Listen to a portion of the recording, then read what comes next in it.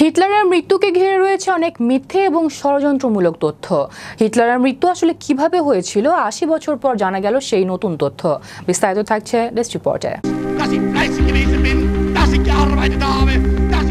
৩০ April ১৯৪৫ Soviet red আর্মির সৈনিকেরা জার্মানির Berlin ঘিরে ফেলেছে। ক্রমেই এগিয়ে আসছে হিটলারের বাংকারের দিকে। সেই সময় অ্যাডলফ হিটলার তার শেষ আশ্রয়স্থল নতুন তৈরি চ্যান্সেলর ভবনের পাশে বাংকারে আত্মহত্যা করে।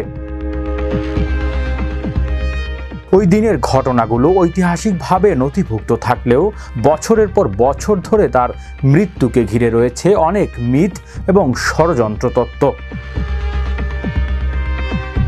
কেউ কেউ দাবি করেছিলেন হিটলার যুদ্ধের পরে বেঁচে ছিলেন এবং দক্ষিণ আমেরিকায় পালিয়ে গিয়েছিলেন। আবার কেউ কেউ অ্যান্টার্কটিকায় তার গোপন ঘাঁটির কথা বলেছিলেন।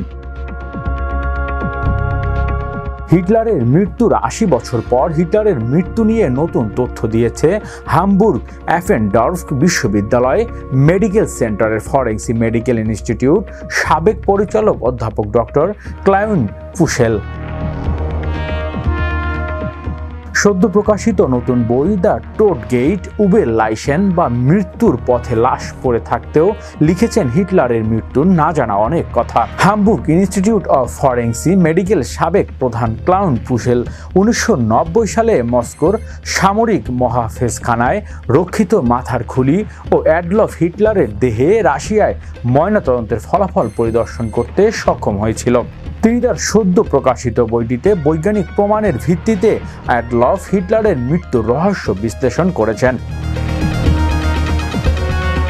অ্যাডলফ হিটলারের মৃত্যুর ৮০ বছর পর হামবুর্গের ফরেন্সিক বিশেষজ্ঞ হিটলারের মৃত্যু নিয়ে নানা মিথ্যা ভেঙে দিয়েছেন। তিনি লিখেছেন, যুদ্ধের শেষে হিটলারের মৃত্যুকে ঘিরে কয়েক দশক ধরে অনেক মিথ্যা ছড়িয়েছিল, যেগুলোর কোনো বাস্তব ভিত্তি ছিল না। ডক্টর পুলেশের মতে হিটলারের দাঁতের পরীক্ষার ফলাফলে স্পষ্টভাবে শনাক্ত করা যায় যে মৃতদেহটি অ্যাডলফ হিটলারের। পুলেশের কৌতূহলদীপন নিরীক্ষা যে বিষয়গুলো নতুন করে এসেছে এর একটি হলো হিটলারের একটি অন্ডকোষ ছিল না।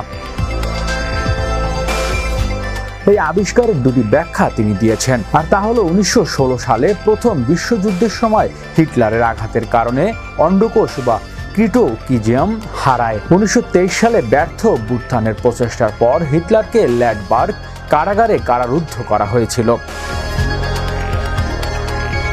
সে সময় রাশিয়ার সামরিক বাহিনী চিকিৎসকেরা হিটলারের শরীরের অভ্যন্তরীণ অঙ্গগুলোর বর্ণনা দেননি, শুধু শরীরের উপরিভাগের বিস্তারিত বিবরণ দেন। হিটলারের খুলি এবং শরীরে এক ধরনের গন্ধের কারণে সম্পর্কে ক্লাউন পুশেল বলেছেন, এটি ছিল পটাশিয়াম সায়ানাইডের মাধ্যমে বিক্রিয়ার ইঙ্গিত। এছাড়া হিটলারের মুখগহ্বরে কাচের টুকরো পাওয়া যায়, তাতে এটি স্পষ্ট করে যে তিনি পটাশিয়াম সালফাইড অ্যালকোহল কামড়ে দিয়েছিলেন।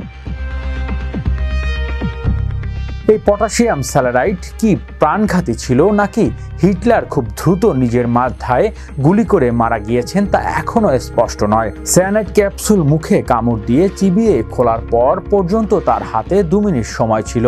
সেই সময় তিনি তার মাথায় গুলি করেন।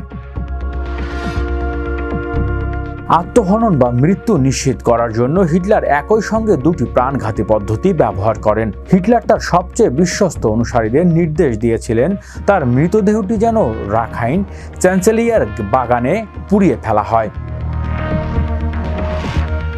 কিন্তু এই দাহ প্রক্রিয়া পুরোপুরি সম্পূর্ণ হওয়ার আগেই সোভিয়েত রেড আর্মি এসে হাজির হয়। সোভিয়েত গোয়েন্দা সংস্থা দ্বিতীয় বিশ্বযুদ্ধের পর কয়েক দশক ধরে হিটলারের দেহাবশেষ সংরক্ষণ করেছিল।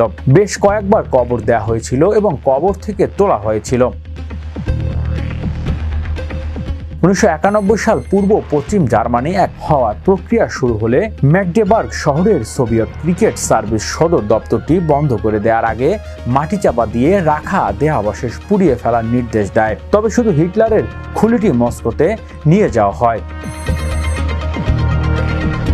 পুড়িয়ে দেয়া দেহাবশেষ ছাইগুলো শহরের পাশ দিয়ে বয়ে যাওয়া এলবে নদীতে ভাসিয়ে দেওয়া হয়। এভাবেই অবশেষে ধ্বংস হয়ে যায় অ্যাডলফ হিটলারের মৃতদেহ।